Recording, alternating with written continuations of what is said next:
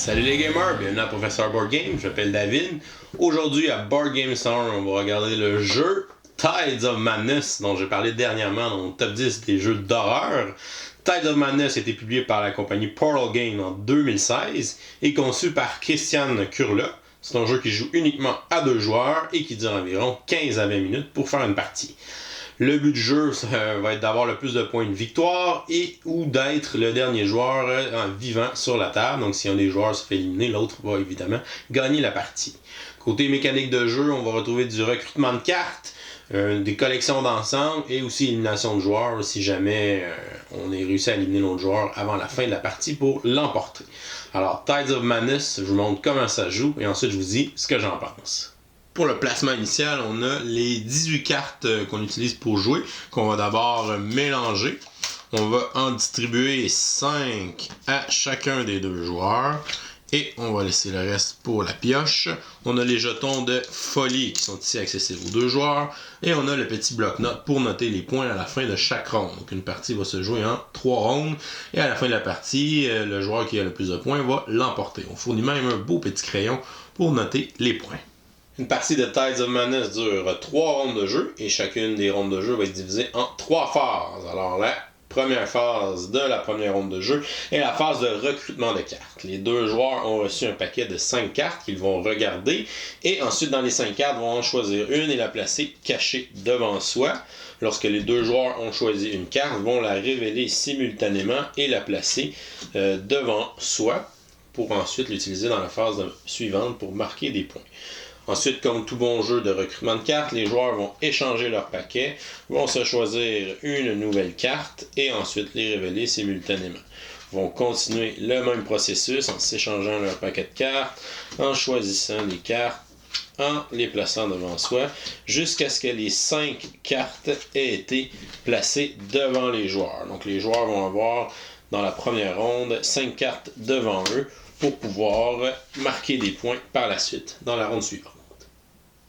La deuxième phase est la phase de marquage de points. Première chose, les joueurs vont avoir 5 cartes devant eux et l'ordre dans lequel on joue les cartes est important pour le marquage des points. Donc la carte numéro 1, numéro 2, numéro 3, numéro 4 et numéro 5.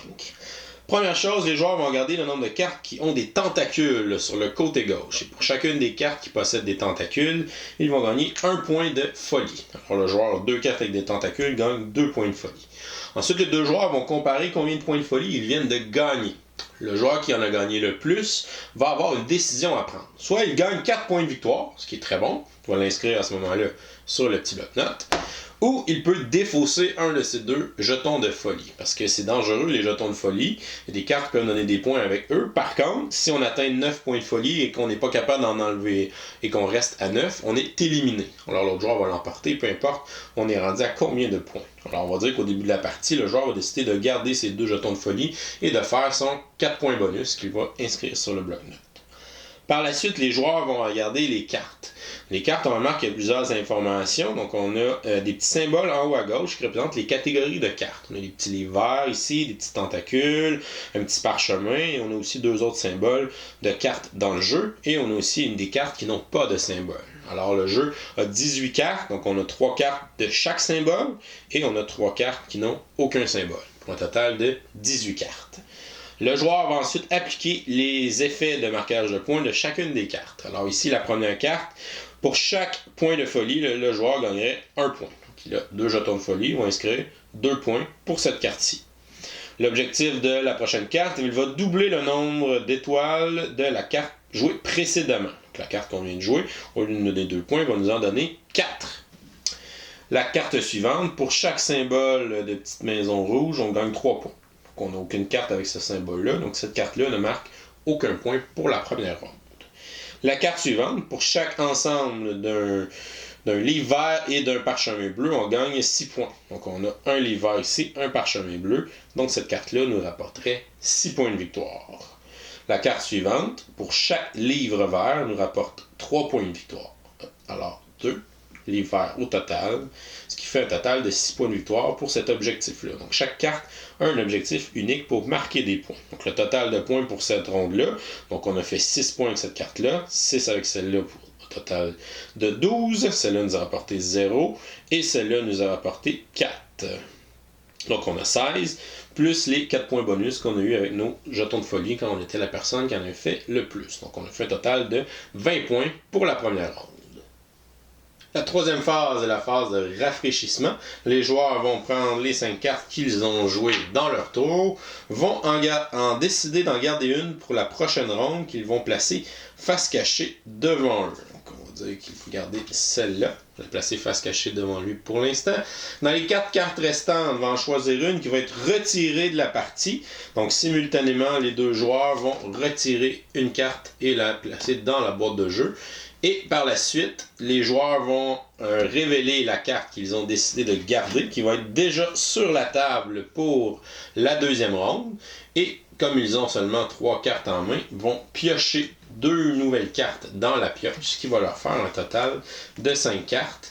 Et ensuite, ils sont prêts à commencer la deuxième ronde. On commence maintenant la deuxième ronde. Chacun des joueurs va avoir une carte déjà placée sur la table devant lui.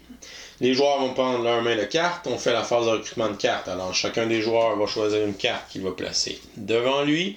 Par la suite, les joueurs vont échanger leur paquet et continuer le recrutement de cartes jusqu'à ce que tout le monde ait 6 cartes devant soi. Donc, on va avoir une carte de plus pour marquer des points plus la partie va avancer.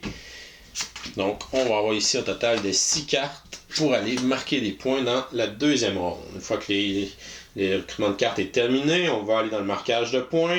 On va donner les points de folie pour les cartes de tentacules. Ici, lui, il en gagnerait 2. Le joueur de l'autre côté en gagnerait 3. Comme c'est lui qui en a gagné le plus dans cette ronde-là, il va décider de faire 4 points ou de défausser un de ses jetons de folie.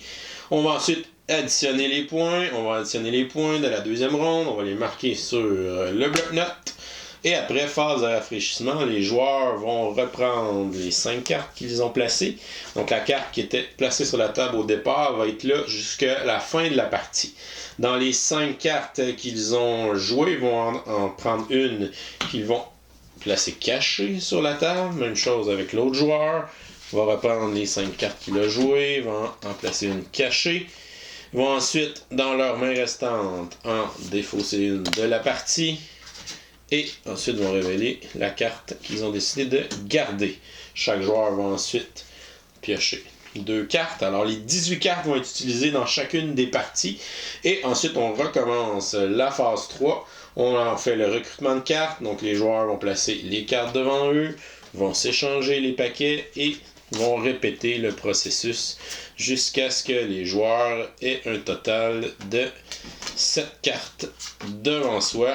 On va refaire les points de corruption, les points de folie. Donc, beaucoup de tentacules à la fin. 1, 2, 3, 4, 5. Donc, ici, 2, 3, 4, 5. L'autre côté, 2. Le joueur qui est ici a 9 points de folie. Donc, il n'a pas le choix. Heureusement, il a gagné le bonus. Donc, s'il ne décide pas de défausser un point de folie, il va perdre. Donc, il va enlever un point de folie. Il va être à 8. Il va être correct. On va marquer les points. Et on va faire le grand total des 3 rounds pour savoir qui a le plus de points, qui remporte la partie. Et voilà, c'est comme ça qu'on joue au jeu Tides of Madness. Je vous reviens avec mon opinion personnelle. Qu'est-ce que je pense du petit jeu Tides of Madness? Premièrement, si on regarde les composantes, on a les 18 cartes qui sont vraiment énormes, de très bonne qualité aussi. Les jetons de folie aussi, c'est bien là, pour ce que ça a à faire comme composante. Côté artistique, les dessins des cartes, wow, sont magnifiques. Évidemment, on a donné un thème horreur à ce jeu-là. On est allé avec l'univers de Lovecraft, donc on a la représentante de Cthulhu ici, là, qui est vraiment hot, qui est debout en train d'attaquer un bateau, donc les différents endroits aussi qu'on représente. Si on est familier avec l'univers de Lovecraft, on va retrouver les grands anciens, tout ça, les différentes places comme Arkham. Donc vraiment le fun là, pour ceux qui adorent cet univers-là. Donc vraiment un beau succès là, pour les dessins du jeu. Pour la complexité, un jeu qui est quand même très simple à apprendre, ça prend rapidement, ça joue aussi rapidement. Une première partie, c'est sûr que de la manière que les cartes font des points, je pense qu'il faut jouer une partie pour un petit peu voir là, comment ça fonctionne. Une fois qu'on a joué une partie, ok, c'est comme ça que ça fonctionne, je vois un peu comment faire les différents combos. Même juste avec une ronde de jeu, on voit un petit peu là, comment ça se construit. Donc assez facile à apprendre à peu près pour n'importe qui. C'est un jeu qui joue uniquement à 2 joueurs. Du recrutement de cartes à 2 joueurs, c'est pas quelque chose que je favorise beaucoup comme mécanique, mais dans ce jeu-là, on dirait que c'est bien fait, donc la manière que les cartes fonctionnent. Bon, est-ce que je prends une carte pour essayer de faire des points? Est-ce que je prends une carte pour l'enlever à mon adversaire parce que je sais qu'il va essayer de faire telle combinaison parce que je le vois venir avec les cartes qui sont déjà sur la table. Donc on a ces questions-là à se poser. On a aussi les jetons de folie. Bon, est-ce que je laisse plein de cartes qui ont des tentacules à mon adversaire pour essayer de l'éliminer comme ça? Donc je suis pas obligé de gagner avec les points, je peux essayer de l'éliminer si jamais il y a trop de folie. Donc il y a quand même une belle petite profondeur pour ce petit jeu-là. C'est sûr qu'on va le comparer avec son prédécesseur qui est Tides of Time, qui est à peu près le même jeu, donc quand même, à peu près les cartes fonctionnent de la même façon, marquent des points des façons similaires, soit en contrôlant une majorité, ou en ayant les différents symboles, ou en n'ayant pas les symboles, ou en ayant une combinaison de symboles, donc c'est comme ça qu'on réussit à faire des points. Même chose dans Tides of Time. Ce qui est nouveau vraiment, c'est l'aspect de folie, donc le fait qu'on peut éliminer l'adversaire parce qu'il devient fou, il ramasse trop de jetons de folie. Donc ça rajoute un petit peu à la profondeur de la stratégie, je trouve, dans le choix des cartes. On n'est pas obligé de prendre une carte juste pour se bénéficier ou juste pour bloquer l'adversaire. Je peux juste. Je vais lui laisser toutes les cartes de folie, voir s'il va s'en rendre compte que j'essaie de faire ça. En tout cas, donc je trouve que ça rajoute une belle petite profondeur à un jeu qui est vraiment le fun. Pour mon appréciation de Tides of Madness, je vais lui donner la note de B+, qui est un très bon jeu à 2 joueurs, qui se joue rapidement. Ce que je trouve le fun aussi, c'est que toutes les cartes sont utilisées à toutes les parties. Donc le jeu, seulement 18 cartes, mais on les voit toutes dans la partie. Ce qui est le fun aussi, c'est la carte qu'on enlève de la partie. Donc on voit un peu la stratégie de notre adversaire. On a vu comment il a fait des points. Donc là, je vais y enlever tel symbole parce que je sais qu'il va essayer de faire telle combinaison au prochain tour. La carte qu'il comprend qui reste sur la table. Donc vraiment des bonnes petites décisions stratégiques à chacune des parties. Donc très bon jeu là, à 2 joueurs. Là, je vous conseille de regarder ça si vous n'avez pas joué. Si vous connaissez pas Tides of Time du tout, moi je vous suggère d'acheter celui-là en partant parce que justement il y a un petit peu plus de profondeur dans la stratégie. Ce qui va donner, je pense, une durée de vie un peu plus longue, un petit peu mieux de rejouabilité là, dans le cas de Tides of Madness. Donc, et voilà pour ce petit jeu à 2 joueurs. Et c'est tout pour aujourd'hui. Je vous dis à la prochaine et continuez de gamer.